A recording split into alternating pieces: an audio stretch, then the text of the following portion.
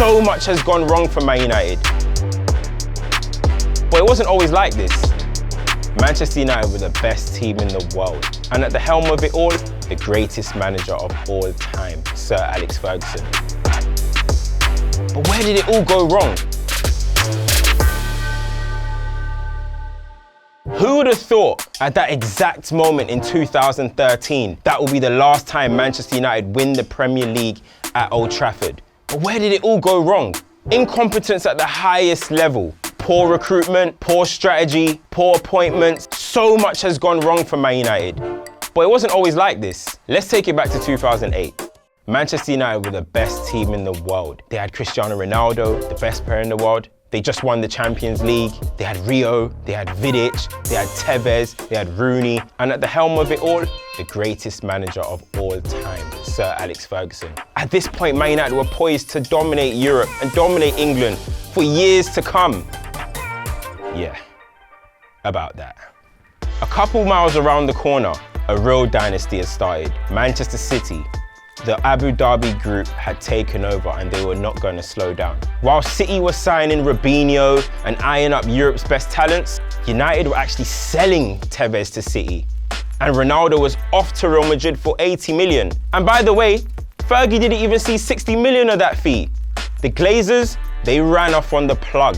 United were signing players like Overton and old Michael Owen and Antonio Valencia. The ambition was different. For me, selling Carlos Tevez was the beginning of the end. City were announcing themselves by directly harming their local rivals. And yes, I know, he was a West Ham player, they signed him from West Ham. However, he was a Manchester United player for 2 years, winning it all. We know how he spearheaded them into the Champions League. We know what he went on to do, the golf situation. We know about all of that. But that was the catalyst moment for City to really say, we are here to challenge. And in my honest opinion, I think that was Fergie's biggest ever mistake as Manchester United manager. City took the signings to a next level. Yaya Toure, Balotelli, Dzeko, David Silva, while Manchester United put their faith in Carrington with Danny Welbeck and Tom Cleverley. Now again, the ambition is different. May 3rd, 2012, Manchester is blue. The once noisy neighbours are officially the kings of the road, and things would never quite be the same again. The last title to come to United in 2013 was signed, sealed and delivered by Robin van Persie. But in all honesty, that was a pretty average Manchester United team.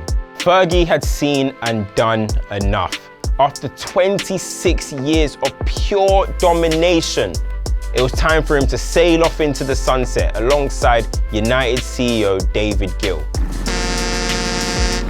Fergie chose his good lad in David Moyes as the Manchester United manager, as his successor. But I won't be too harsh on Moisey.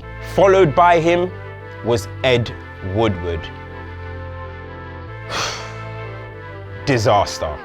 Come the end of the season, Manchester United finished 7th. David Moyes, off your pop. Louis van Gaal followed, it was all right. Jose followed him.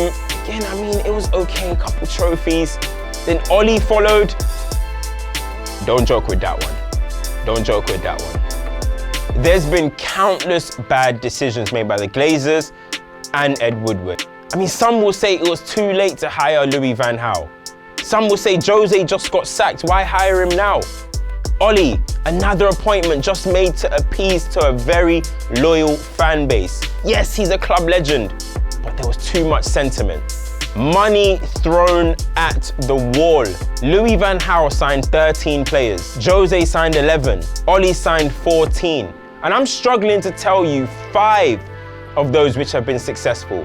There's a lot of false optimism in the United fan base. This could be down to signings like Pogba, Varane, Sancho, Zlatan. Maybe they're giving the fans hope.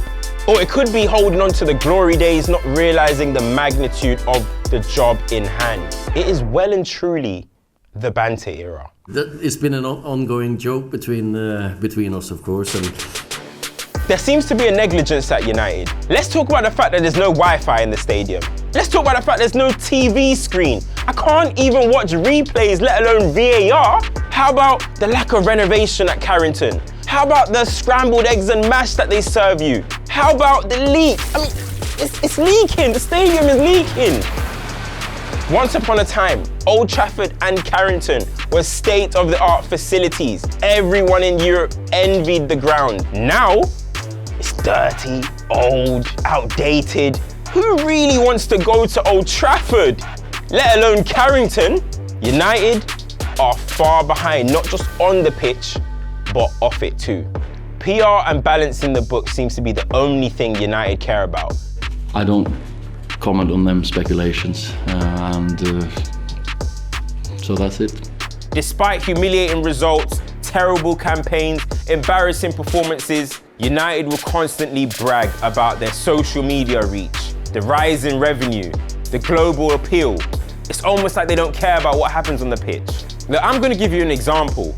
1 week, no interest in Ronaldo. Next week, he's Manchester United's number 7, solely to avoid the embarrassment of a club legend playing for Manchester City. Now I'm going to ask you a question. Has it worked out on the pitch? One thing for sure, United are showing exactly how not to run a big football club.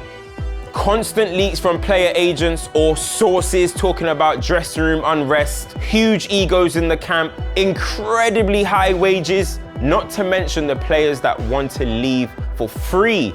It's not going to be a quick fix for Manchester United. And no, this isn't a Fergie attack, because I do feel sorry for him. Fergie spent his whole career trying to hold these two clubs down, only to have to sit in the stands and watch his legacy be absolutely torn apart. 9 years since their last league title, United are nowhere near closer to bringing that back. In fact, forget the title. It's been 5 years since United have won a trophy. I don't know what to say to you. Unless you put Fergie in a time machine and try and bring him back, the expectation of a new one to come along is just not gonna happen.